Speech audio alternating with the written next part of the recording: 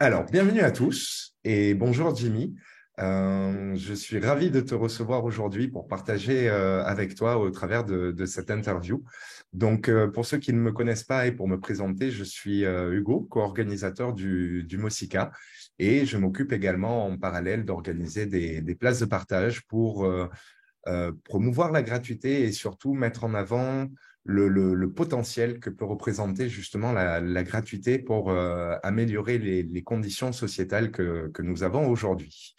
Donc, c'est d'ailleurs à ce sujet que j'ai souhaité t'interviewer parce que je pense que tu as un avis assez éclairé sur le sujet. Et on va voir ça donc rapidement ensemble dans un instant. Mais juste avant, j'aurais aimé aussi donc te présenter. Et donc, je sais que tu es travailleur social de formation et que tu es reconverti en rédacteur pour divers ouvrages et articles sur le thème du voyage. C'est ça. D'ailleurs, tu as fait depuis une quinzaine d'années un voyage en tant que job trotter et tu as été témoin en première ligne de la rupture entre, on va dire, l'être humain et le travail. Et tu as anticipé ce que tu nommes donc du coup aujourd'hui la grande démission.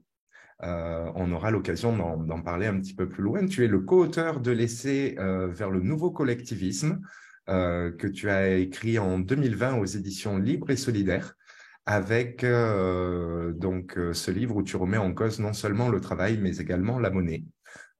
Et à ce titre, donc, tu apportes une prospective sur des éléments pragmatiques pour établir une société à la fois libérale et post-monétaire à travers ton association à but politique qui s'appelle Progrès collectiviste.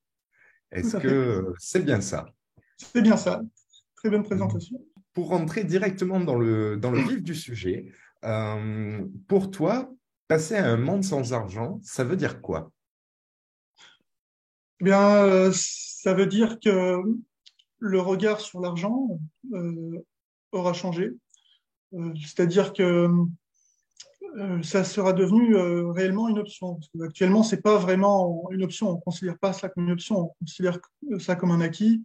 Alors, par opposition au choix, on pourrait penser à tout ce qui pourrait être fatalité. Les hommes, les êtres humains savent par exemple qu'on peut rien faire contre la mort, qu'on ne peut pas revenir dans le temps.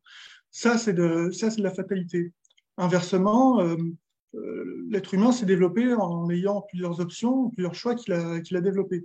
La monnaie est un peu entre les deux, en fait. Actuellement, euh, les gens savent qu'au fond, c'est possible. Il pourrait y avoir la fin de la monnaie demain, mais ils voient ça comme une catastrophe, je pense, comme un effondrement. Donc, ils rapprochent de l'existence de la monnaie à une quasi-fatalité. Or, il s'agit plutôt d'une option. Ça pourrait être une option, ça sera une option à partir du moment où les gens euh, comprendront que ce projet peut être construit. Le fait qu'il n'y ait pas de vision de cette construction sereine d'un monde sans monnaie est assimilé du coup à de la catastrophe. Donc, c'est comme un moindre mal, une quasi-fatalité. Donc, pour moi, un monde sans argent, c'est le moment où il y aura des propositions qui auront été assimilées, qui auront été choisies, et cette bascule pourra s'opérer.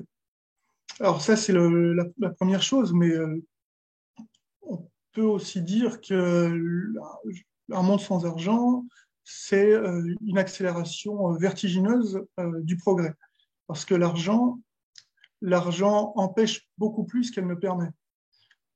Oui. Si on discute de ça avec n'importe qui, avec la plupart des défenseurs de l'argent, défenseurs inconscients d'ailleurs, euh, vont dire oui, mais grâce à la monnaie, j'ai pu m'acheter ceci ou cela. Mais en réalité, pour une chose achetée, il y en a 10 ou 20 qui ne pourront pas être achetées du fait de la rareté de la monnaie.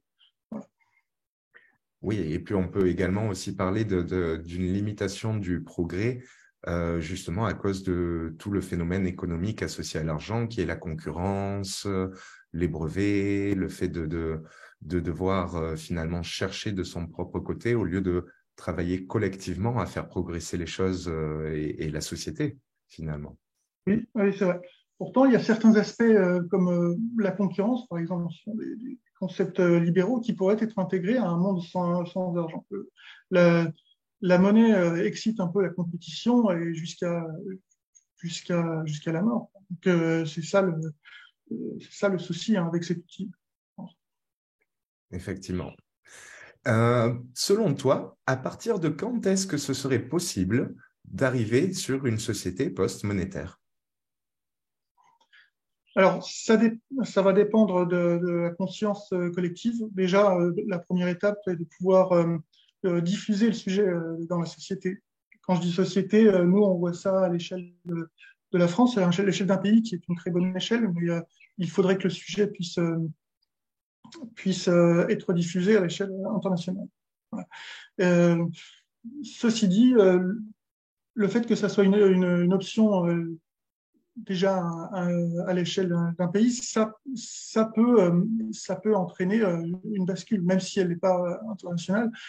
Euh, il faut qu'il y ait une offre, à mon sens, il faut qu'il y ait une offre politique pour pouvoir, par les élections, proposer une société construite sans monnaie. Le temps que ça peut prendre, je pense que vraiment au mieux, en étant très optimiste, dans les 30-40 ans. En étant pessimiste, ça peut ne jamais arriver. Voilà. Mais de toute façon, il y a beaucoup d'indicateurs, que ce soit les crises sociales, le changement climatique, qui font que cette question va être amenée à être soulevée et discutée, débattue. Alors là, on n'y est pas encore, donc ça peut paraître encore lointain, mais ça peut arriver très vite, en fait. Ça peut arriver très vite. À partir du moment où l'idée est lancée, euh, l'humain, l'intelligence humaine fait le reste. On développe des nouveaux concepts et on arrive à d'autres conclusions, à un autre paradigme, un changement de paradigme. Voilà. C'est vrai que chez nous, au Moussika, de toute façon, on est convaincu qu'à partir du moment où le sujet est sur la table, ça peut aller très vite. Un monde sans argent peut très vite émerger parce que nous avons d'ores et déjà l'autonomie. Nous sommes déjà réellement autonomes sur plein de domaines et de secteurs. Et on peut effectivement faire une bascule dans une société post-monétaire presque du jour au lendemain, finalement. Les moyens techniques et humains sont d'ores et déjà disponibles. La capacité à s'organiser l'est également. Et c'est vrai que ça pourrait aller beaucoup plus vite que prévu. J'ai par ailleurs une autre question. Est-ce que on doit faire sans argent d'ici là? Alors, non, absolument pas. Moi, je pense pas. D'autres peuvent le penser. Ça peut être, d'ailleurs, ça peut être utile, hein, à travers des initiatives locales, mais la bascule doit s'opérer très largement et à une échelle plus grande. Donc pour ça, il faut que ça soit amené par, par le système, mais dans le système. Le fait de faire sans argent maintenant, ça ne créera pas de force opposée à à la monnaie. Ça va simplement marginaliser les bonnes intentions.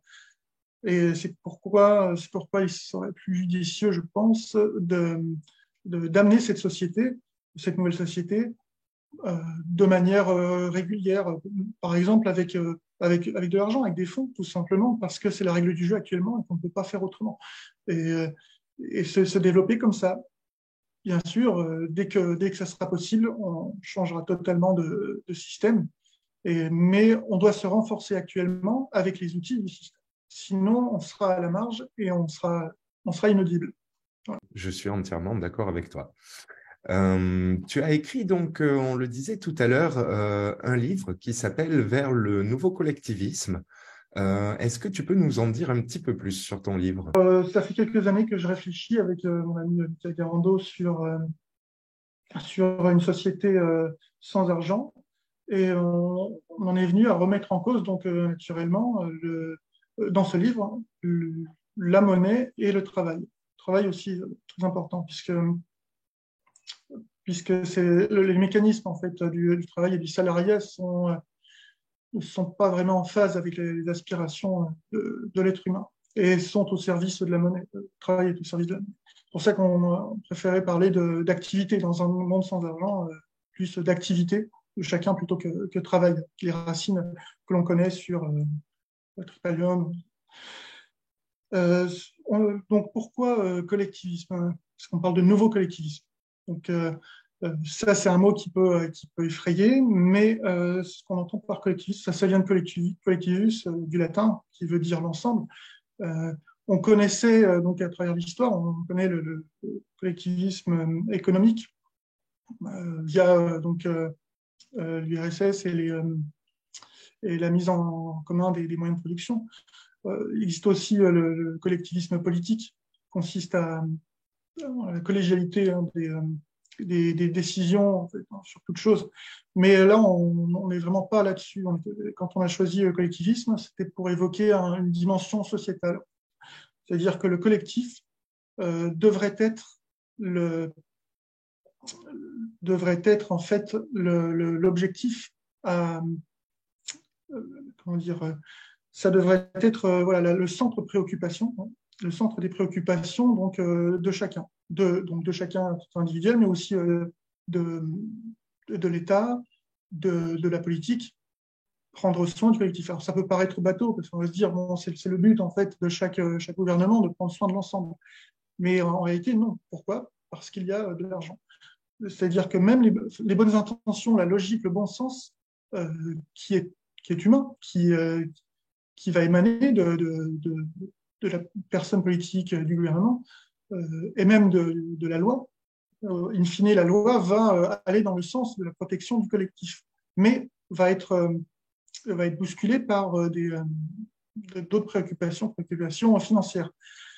Voilà, par exemple, on peut parler de l'interdiction de certains pesticides.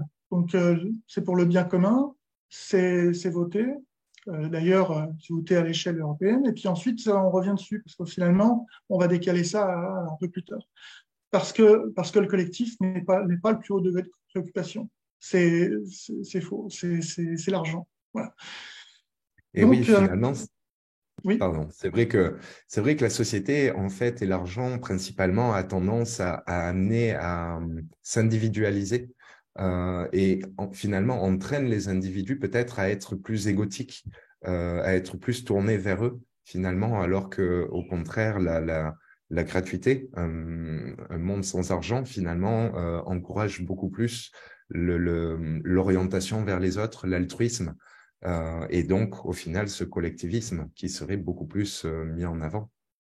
oui.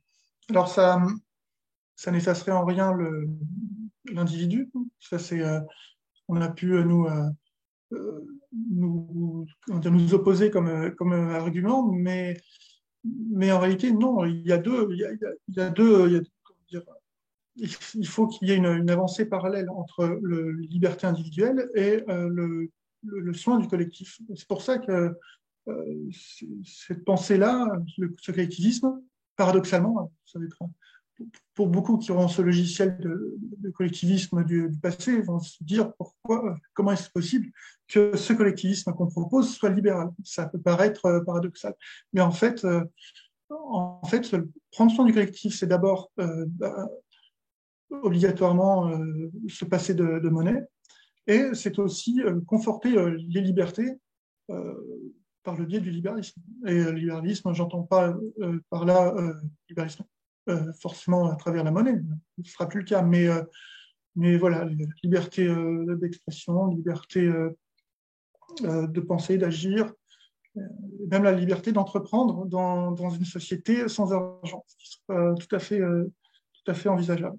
Et donc, entreprendre la concurrence, mais sans argent. Ça peut paraître difficile à projeter, mais à mon sens, c'est ce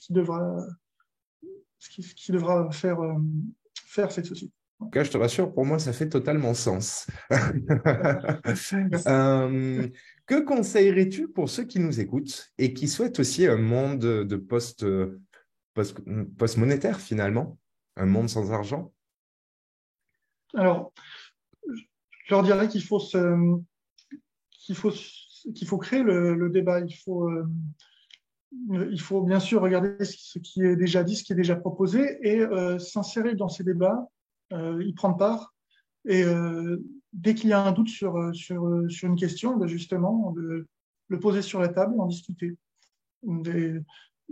Et ce qui est important aussi, c'est de voir progressivement l'opposition qu'il pourrait y avoir et justement de convaincre les gens de la possibilité d'un monde sans argent.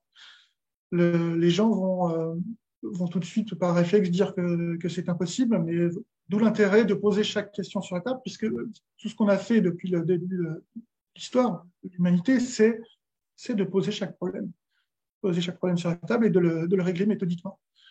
Donc là, je ne vois pas pourquoi ça deviendrait impossible à partir du moment où on décide de s'affranchir de tous les problèmes et donc de beaucoup de problèmes liés à la monnaie, donc en effaçant, en abolissant la monnaie. Voilà, c'est un débat qui ne doit pas être confisqué par quelques personnes, mais qui doit gagner le plus grand nombre. Effectivement, c'est Voilà vrai mon qu'il faudrait que ce débat finalement devienne public et que tout le monde s'en empare le plus possible.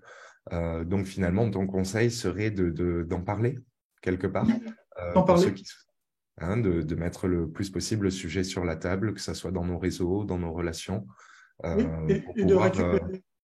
Oui. voilà, le récupérer et Et, surtout pouvoir affronter les problématiques que cela pourrait engendrer de prime abord.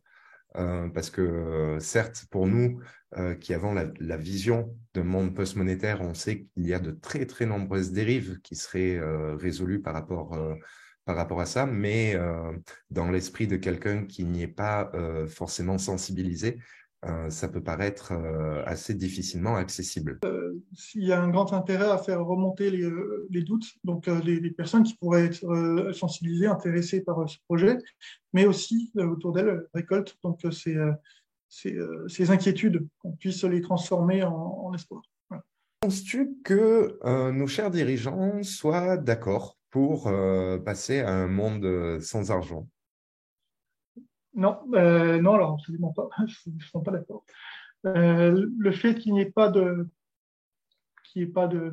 d'attaque entre guillemets contre cette thématique, simplement parce que les mouvements n'ont pas encore émergé, sont pas, n'ont pas investi la place publique. Mais bon, dès lors que ça sera le cas, très vite, il y aura des railleries, des, euh, des arguments, euh, des arguments expéditifs. Mais je pense, j'anticipe, hein, des arguments très du prêt-à-penser, en fait. Et avec des phrases chocs, des phrases expéditives pour balayer. C'est c'est de l'utopie, c'est un monde à part, c'est n'importe quoi, etc. Et, euh, et il faut pouvoir répondre à ça. Et il faut pouvoir répondre à ça et avoir des canaux, des chaînes, des médias pour pouvoir répondre. Donc, alors, si on parvient évidemment à mon sens, par le jeu démocratique, il n'y a pas le choix. Je sais qu'il y a des visions plus survivalistes. On dit, d'un coup, il ne peut plus y avoir de monnaie, comment va-t-on faire? Mais je pense que moi, l'effondrement total, je préfère pas réfléchir là-dessus parce que ça peut ne jamais arriver. De toute façon, ce serait compliqué même à s'organiser avec ça, on se retrouverait bête. Mais, euh, mais par la démocratie, évidemment. Donc, si on parvient à présenter quelqu'un qui porte le projet à un certain niveau, par exemple, les présidentielles, je peux paraître fou aujourd'hui de dire ça, et que ça a vraiment infusé. Qu'est-ce qui se passe s'il y avait réellement une chance de gagner? Parce que moi, je pense qu'au début, ça va être tourné en ridicule, donc ces idées-là, et puis ensuite, ça va être un peu les prendre au sérieux, et ça va être les disqualifier d'une manière ou d'une autre. Alors, le meilleur des disqualifications, ça serait d'extrémiser en fait ces idées-là. Or, l'extrémisme, les partis interdits aujourd'hui sont les partis qui prêchent la haine. Et voilà, les partis fascistes, les partis qui prêchent vraiment la, la guerre, la haine, c'est tout à fait compréhensible. Alors, je ne vois pas comment est-ce que nous, on pourrait être disqualifiés. Parce qu'il faut bien imaginer que ce système post-monétaire, s'il est mis en place, c'est la fin de beaucoup d'avantages pour beaucoup de personnalités, beaucoup de postes politiques et autres. Et c'est une refondation totale du fonctionnement de la société. Beaucoup de personnes, je pense, auraient à y perdre. Donc, si on est proche de pouvoir démocratiquement installer le système, il faudra une disqualification. Il faudra pour eux pouvoir justifier en fait ces disqualifications, alors même qu'on n'est pas extrémiste. Voilà. Et donc, D'accord. j'attends de voir comment ça va être tourné pour dire que en fait, toute idée visant à abolir la monnaie est une hérésie. Voilà. Parce que tant que ça sera comment dire, très, très calme, ce sera un échange d'idées à basse tension et que ce sera à l'état simplement de discussion, ça sera, oui, mais bien sûr, tout le monde a le droit de parler, d'avancer ses idées. Mais à partir du moment où ça prendra de l'ampleur, c'est à voir. Parce que chez nous, beaucoup de personnes au Moussika pensent que effectivement la solution ne viendra pas forcément de la politique. La politique étant assujettie elle-même à la finance, aujourd'hui, il apparaît très clairement que de plus en plus, c'est la finance qui tient les règles, qui contrôle finalement les choses et qui pèse sur l'ensemble des décisions politiques. Beaucoup de personnes de nos membres pensent qu'effectivement, le mieux reste l'émancipation, en fait, pure et simple de ce processus-là économique et qu'elle peut se faire que par un rassemblement massif, finalement, d'une majorité de personnes qui souhaiteraient finalement vivre dans une société post-monétaire. Et à partir de là, si nous sommes majoritaires à souhaiter un monde comme celui-ci, il pourra effectivement voir le jour. Mais tu me disais tout à l'heure que beaucoup de personnes auraient à y perdre, et c'était justement ma prochaine question. Est-ce qu'une personne fortunée aurait un intérêt à cette société sans argent? Il y a, il y a plusieurs, il y a plusieurs cas de figure, hein, plusieurs niveaux de fortune déjà. Alors, qu'est-ce qu'on entend par fortune? Si c'est simplement de la classe supérieure qui gagne très bien sa vie, euh, là, on est dans le cœur du groupe des personnes qui vont s'opposer à ce système. Et d'ailleurs, quand on discute avec ces personnes, il faut surtout essayer de capter si elles sont d'accord par principe avec un monde sans argent, sachant tous les bénéfices que ça pourrait avoir. Si ces personnes fortunées répondent que oui, ça serait bien, mais ça va être compliqué, c'est déjà gagné. Ces personnes sont, dans le fond, d'accord avec le fait que l'argent génère des injustices et un déséquilibre. Mais, ces personnes risquent donc de ne pas accepter cette bascule parce qu'elles auront eu peur de leur point de vue. En réalité, ce que je propose comme société, c'est une société non pas où les riches vont tomber à l'état de pauvres, hein, entre guillemets, mais au contraire, où tout le monde pourra vivre décemment, c'est-à-dire quasiment comme quelqu'un d'aujourd'hui qu'on pourrait qualifier de fortuné. D'ailleurs, oui, fortuné, il faut voir ce qu'il y a dedans. Il faudrait éplucher un petit peu la consommation, voilà, tout le commerce de l'inutile, hein, dès qu'on a peut-être un certain niveau d'argent, on peut acheter des choses qui sont inutiles. Néanmoins, dans la société que je propose, l'accès aux biens et services sera d'un certain niveau quand même.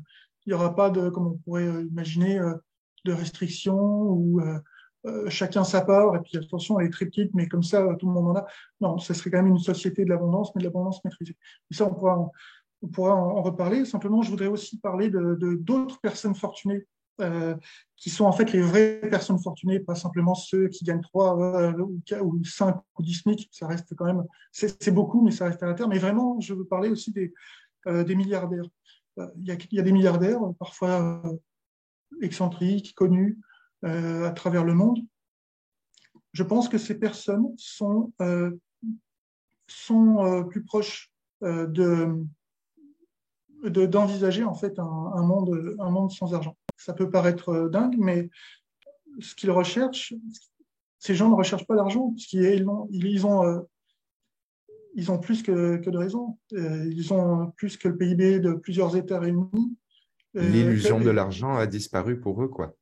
Oui, l'illusion de l'argent. C'est-à-dire que l'illusion de l'argent, c'est soit par le bas, on n'en a pas du tout, et on se rend compte qu'en fait, c'est totalement inaccessible, et puis qu'il n'y a plus qu'à sombrer, ou alors être au-dessus, vraiment un niveau stratosphérique où là, en fait, ils se rendent compte que c'était pas ça l'objectif, et que là où ils sont, il, il y a plus intérêt en fait pour se faire plaisir, oui, par vanité peut-être, marquer l'histoire. On ne marque pas l'histoire en atteignant une somme, en faisant de la compétition. Moi, moi, j'ai un compte à 9 ou 12 chiffres, et puis toi, tu en as 8 ou 7, mais on sait pas, c'est très idiot. Donc, à partir d'un certain niveau d'argent, on constate je pense que c'est très idiot. Alors, comment marquer de son empreinte l'histoire du monde? Ben, ça peut être, par exemple, oui, envoyer des fusées et des satellites comme Elon Musk. Mais d'ailleurs, je voudrais prendre l'exemple d'un milliardaire qui n'est pas connu, alors j'ai noté Yusaku Maezawa. Yusaku Maezawa, qui est un milliardaire japonais, alors milliardaire modeste, je crois qu'il a 13 milliards d'euros sur son compte, mais lui a été l'année dernière touriste spatial. Il a fait, voilà, il a pris le wagon, quoi. Il a pu aller dans l'espace et avoir cette chance-là. Et quand il est revenu, il a répondu à une interview et il a dit que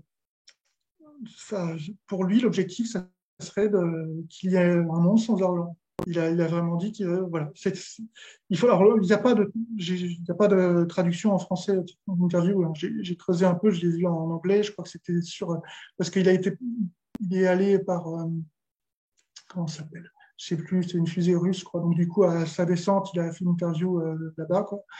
Et donc voilà, ce qui en est sorti, c'est voilà, qu'il espérait qu'il y ait un monde sans argent. D'ailleurs, il veut faire un film là-dessus en 2025 ou 26, ce qui a prévu de retourner dans l'espace. Mais on voit bien que voilà, quand on arrive à un certain niveau, quand on est milliardaire, que l'argent n'est plus une obsession, on pense à toute autre chose, on pense vraiment à l'avenir de l'humanité, à des grandes causes, une belle œuvre. Voilà. Et au final, on se rend compte de l'expression l'argent ne fait pas le bonheur. Oui, l'argent ne fait pas le bonheur. Évidemment, ça peut paraître insolent de sa part, lui qui a beaucoup d'argent, et même tous ceux qui vont, d'autres milliardaires qui n'ont pas forcément pensé à ce monde sans argent, pourront avancer hein, que l'argent ne fait pas le bonheur. Mais tant qu'on est dans l'obsession, nous, enfin, je veux dire, les gens qui ne sont pas fortunés, qui sont dans l'obsession de l'argent, ne comprendront pas ça, n'auront pas cette vision au-dessus de l'argent. Ils vont se dire, bah, mais moi, j'aimerais bien en avoir aussi. Mais C'est ça. non. Tant qu'on ne l'a pas eu, on reste centré sur l'objectif de l'obtenir et d'en avoir Oui, le plus possible.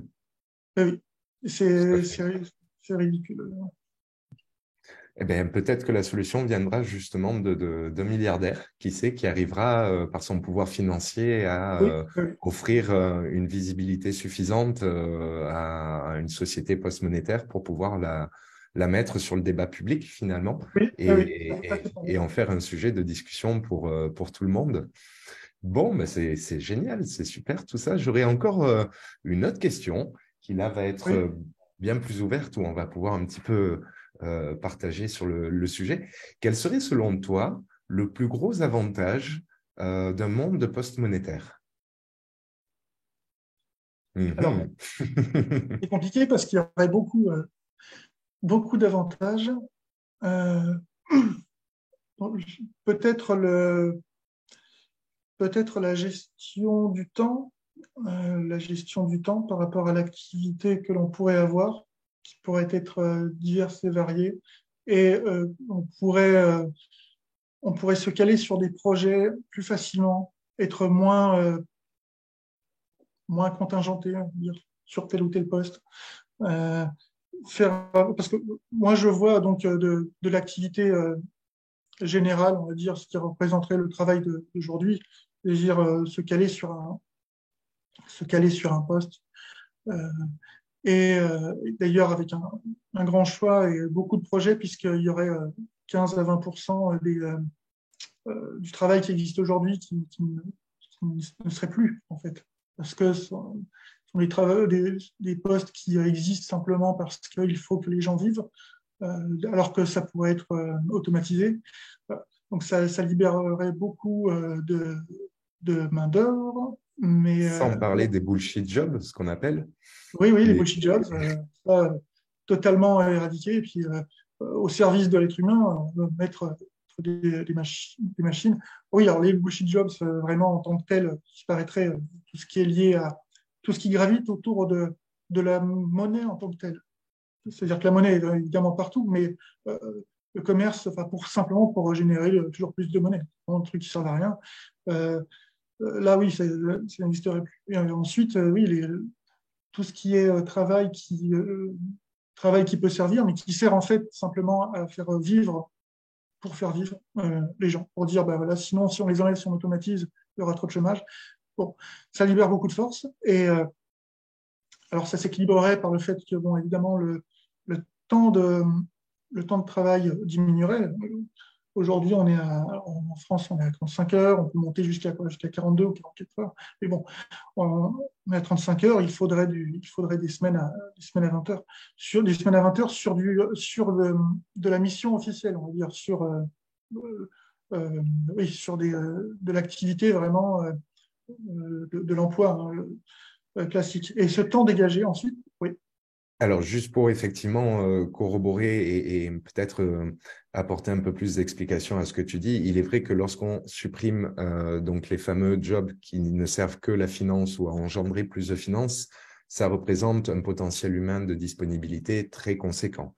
Si Oui, on ajoute à ça la capacité d'automatisation que tu évoquais tout à l'heure, qui elle encore libère un potentiel humain très conséquent, parce que du coup, on peut sans aucun problème automatiser.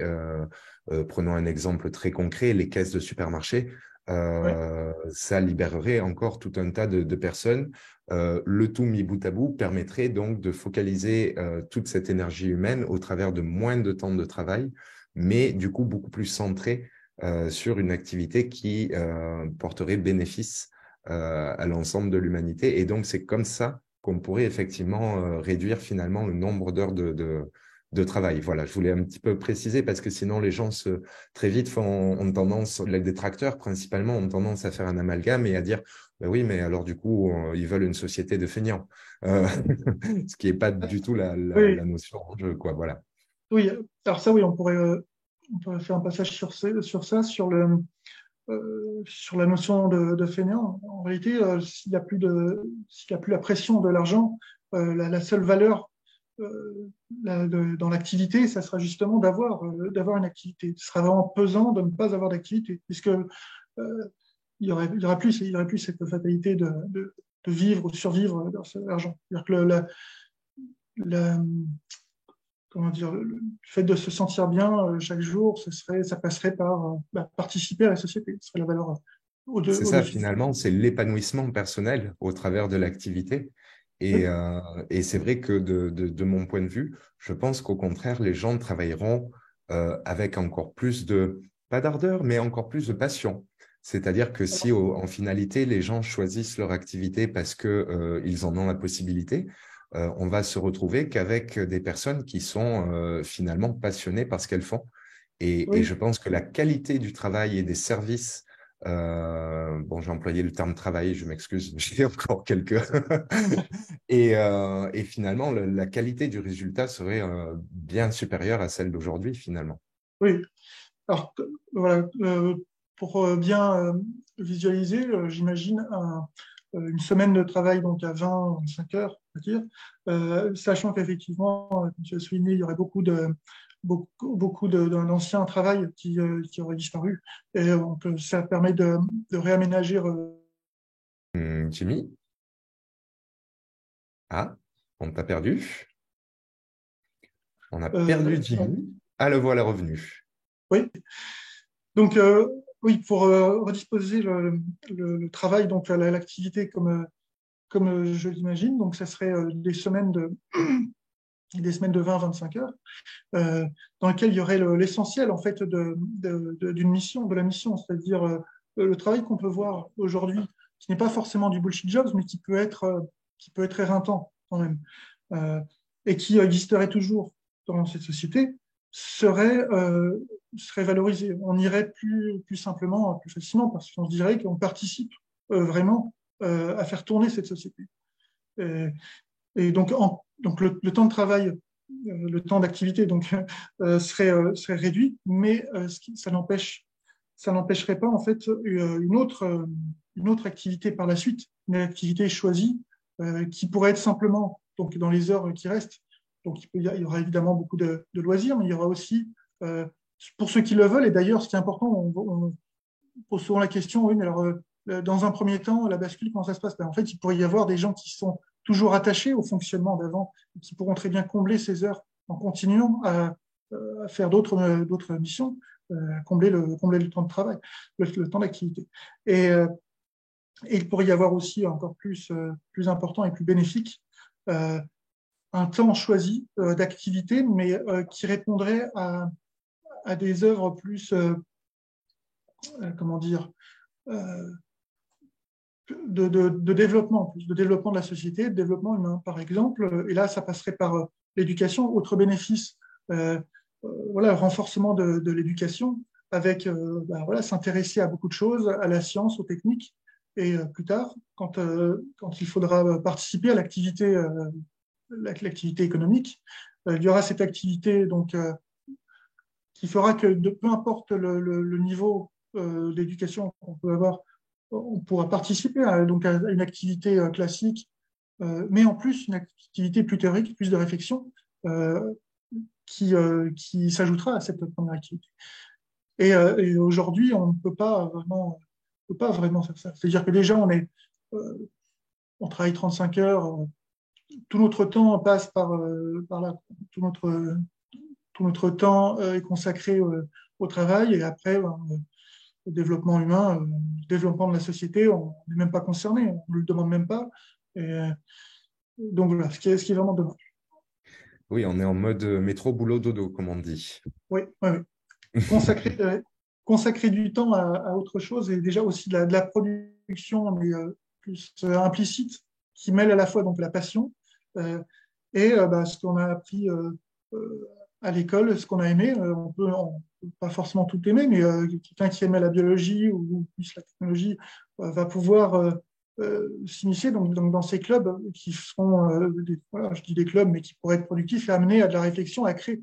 Là, on peut générer ce que aujourd'hui on appelle des brevets, qui pourraient aussi peut-être encore exister, mais qui n'auraient plus de valeur monétaire, mais qui en tout cas appartiendraient à cette société sans argent. Et voilà.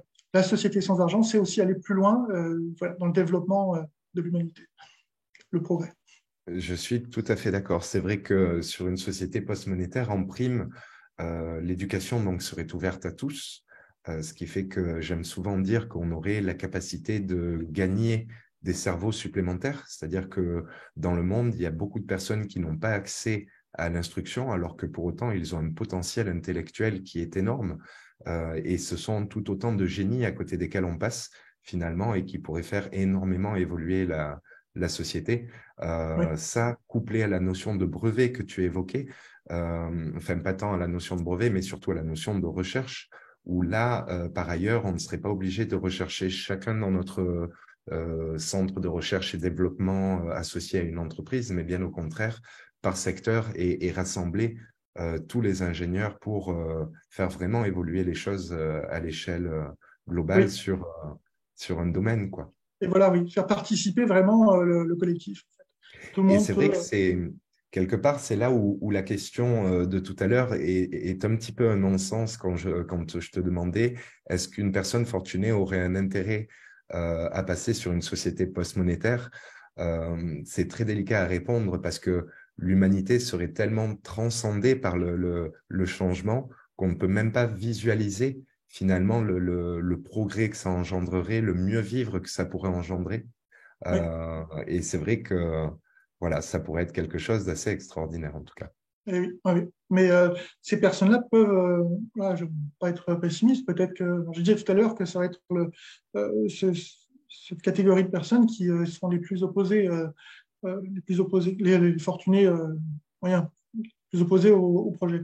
Mais on peut voir ça comme, peut-être qu'ils peuvent voir ça comme un jeu. C'est-à-dire que euh, comment on s'accomplit, comment on devient quelqu'un de bien pour la société, on, on devient performant en fait individuellement. Ça peut être actuellement sur un jeu comptable, voilà, qui sait qui va arriver à avoir plus d'argent. Voilà, je me suis réalisé parce que j'ai beaucoup d'argent, bon, très bien.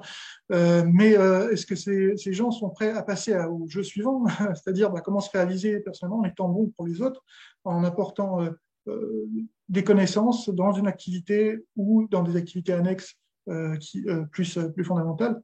Voilà. Est-ce que ces gens sont capables de, de, de passer sur ce plan-là ou est-ce qu'ils sont coincés dans le jeu enfin, lequel ils affectionnent et qu'ils remportent en fait, voilà, le jeu de la monnaie. Eh bien, c'est très, très intéressant tout ça. Je crois qu'il va falloir qu'on en arrête là. Sinon, on risque de faire une interview très, très longue. Oui, Mais en tout cas, c'était très intéressant. Donc, on rappelle Le Nouveau Collectivisme, qui est le livre que tu as coécrit, que tu proposes.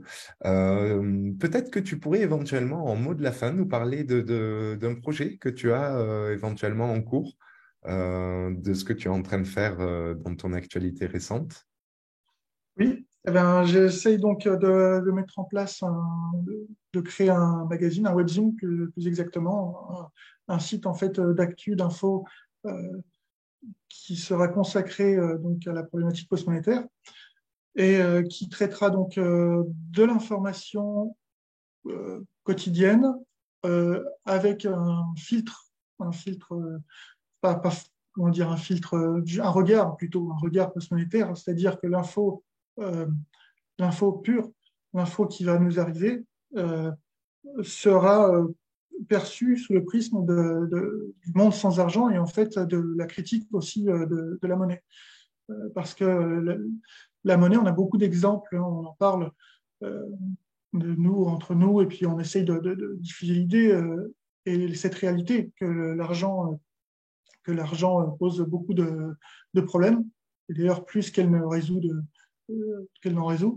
Euh, donc, ce qui serait bien, et ce que je vais essayer de mettre en place, c'est voilà, de passer au cri de cette actualité et d'y ajouter cette notion de monde post-monétaire et de critique de la monnaie. C'est ce qui manque, je pense. C'est ce qui manque. Ça serait un média quand même où l'information serait sûre. Il n'y aurait pas d'élucubration de complot ou quoi que ce soit. Ce serait vraiment de l'information sûre, mais avec ce regard très important. Il y a d'autres médias engagés qui existent, qui vont mettre en avant le climat social ou le changement climatique, la biodiversité. Il y a beaucoup de regards très importants de prismes la fin de l'argent, cette perspective-là, n'est pas assez amenée, en tout cas sur de la presse écrite ou sur des sites internet d'information. Voilà. Eh bien, en tout cas, je trouve l'idée excellente parce que c'est vrai que ça va permettre aux gens de bien cerner dans chaque fait d'actualité finalement à quel point l'argent est souvent, très, très, très souvent au cœur de la problématique et ça leur permettra également de voir comment pourrait être le monde justement sans cette problématique, si on enlève cette variable, quelle solution cela pourrait amener concrètement. Et c'est vrai que quand on a cette capacité à projeter cette visualisation d'un monde sans argent, on se rend très vite compte que le monde serait beaucoup, beaucoup plus beau dans plein de domaines. Eh bien, écoute, en tout cas, Je te souhaite bonne chance dans la mise en place de ce webzine, du coup, et hâte d'en faire, d'en visualiser un petit peu le contenu. Merci Jimmy pour toutes ces réponses, pour ce joli point de vue éclairé. Merci à tous d'avoir suivi cette interview et puis on se retrouve très prochainement. Merci beaucoup. Merci. Au revoir.